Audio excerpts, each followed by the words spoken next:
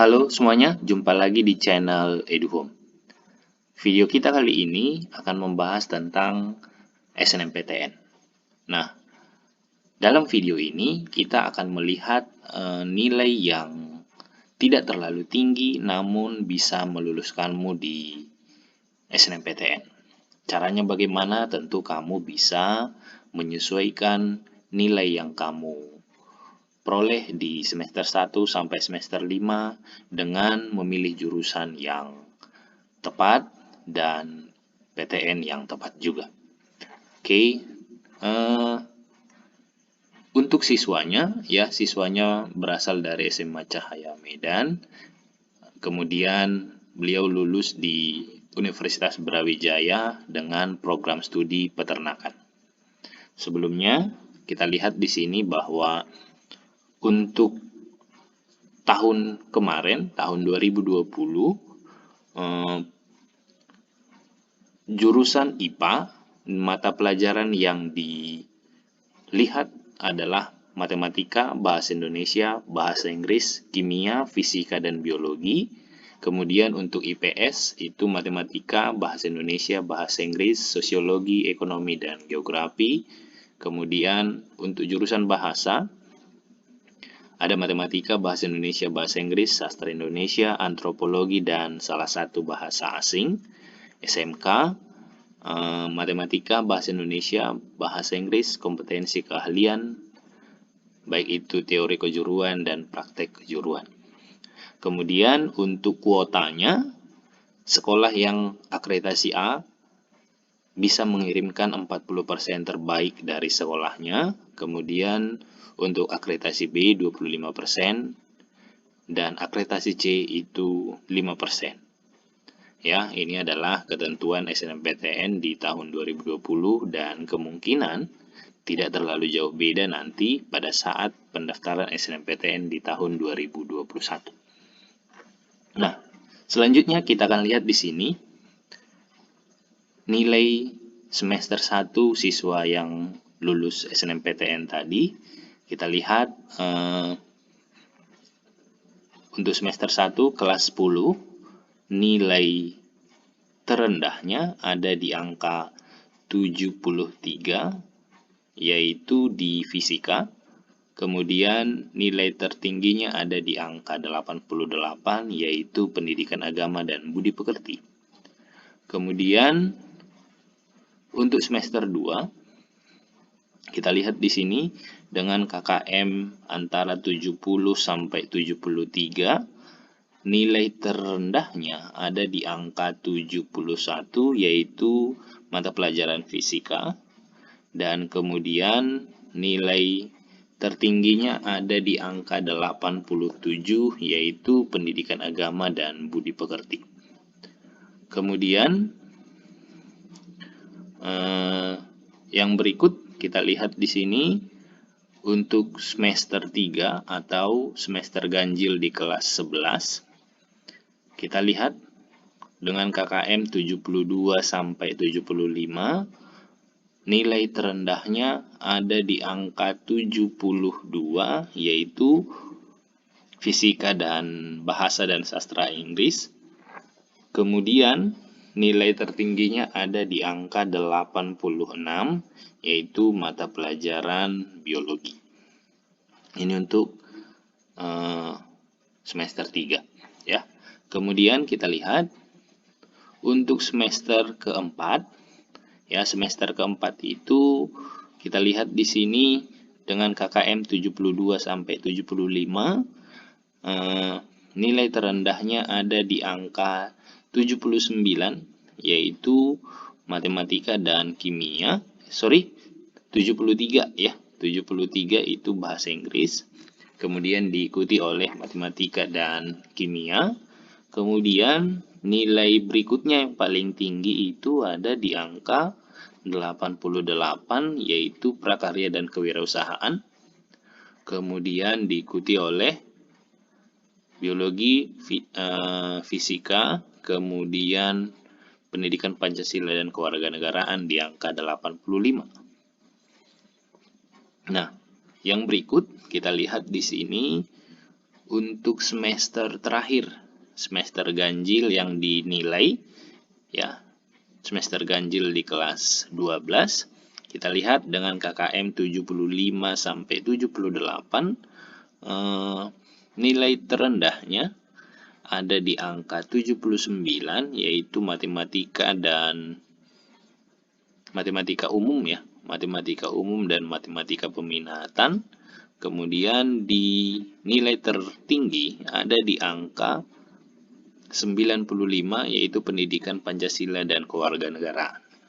Namun, dalam hal ini, seperti yang tadi kita lihat di awal, bahwa nilai yang mata pelajaran yang dilihat itu adalah 6 mata pelajaran, yaitu matematika,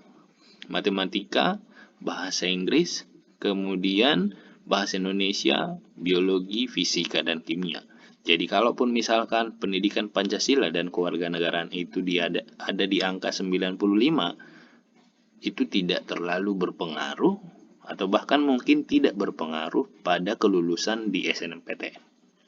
Nah, berikut kita buat rangkuman dari nilai siswa secara keseluruhan di semester 1 sampai semester 5, yaitu matematika, bahasa Inggris, Indonesia, biologi, fisika, dan kimia. Untuk semester 1, matematika ada di angka 77, bahasa Inggris 76, bahasa Indonesia 75, biologi 80, fisika 73, dan kimia 77. Jadi kalau kita lihat ini, saya pikir ini tidak terlalu tinggi, ya. Ada di angka 70-an masih semuanya kalau dibuat rata-ratanya.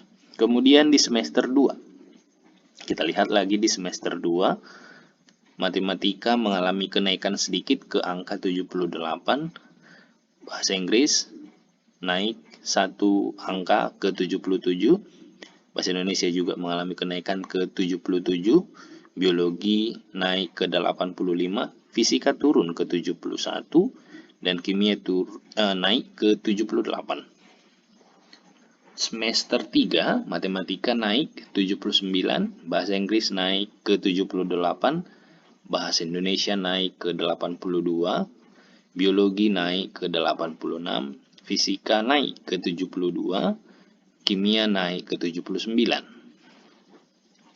Untuk semester 4, matematika naik ke 80, bahasa Inggris nilainya mengalami kenaikan ke 82, bahasa Indonesia juga mengalami kenaikan ke 84, biologi turun 1 angka ke 85, fisika naik ke 85, kimia tetap di angka 79.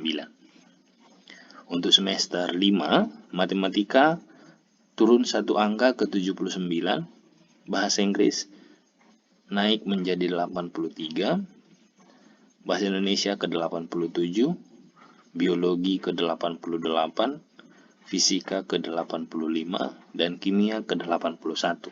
Jadi kalau kita lihat di sini, ada beberapa mata pelajaran yang mengalami kenaikan, seperti bahasa Inggris, bahasa Indonesia, kemudian kimia. Tapi ada beberapa mata pelajaran yang lain juga yang memang mengalami kenaikan, tapi ada beberapa kali di semester-semester tertentu yang nilainya juga mengalami penurunan. Kemudian kalau kita buat nilai rata-ratanya per mata pelajaran, maka mata pelajaran matematika itu nilai rata-ratanya di angka 78,6, bahasa Inggris ke 79,2, bahasa Indonesia ke 81, biologi nilai rata-ratanya di angka 84,8, fisika berada di angka 77,2, kimia berada di angka 78,8. Kemudian kalau kita buat rata-rata per semester 1 rata-ratanya ada di angka 76,3, semester 2 rata-rata berada di angka 77,6, semester 3 79,3, semester 4 82,5, semester 5 83,8. Nah, Yang perlu kita lihat di sini adalah bahwa rata-rata setiap semester itu mengalami kenaikan. Ya, rata-rata setiap semester itu mengalami kenaikan sehingga mungkin kemungkinan ini mempengaruhi kelulusan dari siswa yang bersangkutan. Nah, kemudian kalau kita buat rata-rata secara keseluruhan itu ada di angka 79,93. Nah, dengan nilai 79,93, siswa yang bersangkutan bisa lulus di Peternakan Universitas Brawijaya.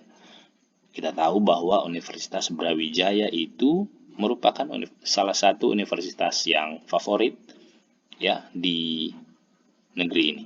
Ya, jadi yang saya maksud di sini adalah dengan nilai yang pas-pasan, kamu bisa lulus di SNMPTN, hanya saja kamu harus betul-betul paham, kamu harus betul-betul tahu cara memilih jurusan dan tahu kemampuanmu ya dengan melihat nilaimu dan memadupadankan itu dengan PTN dan jurusannya.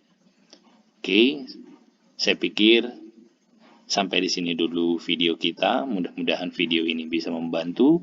Kalau ada masukan silahkan di komen. Dan kalau ini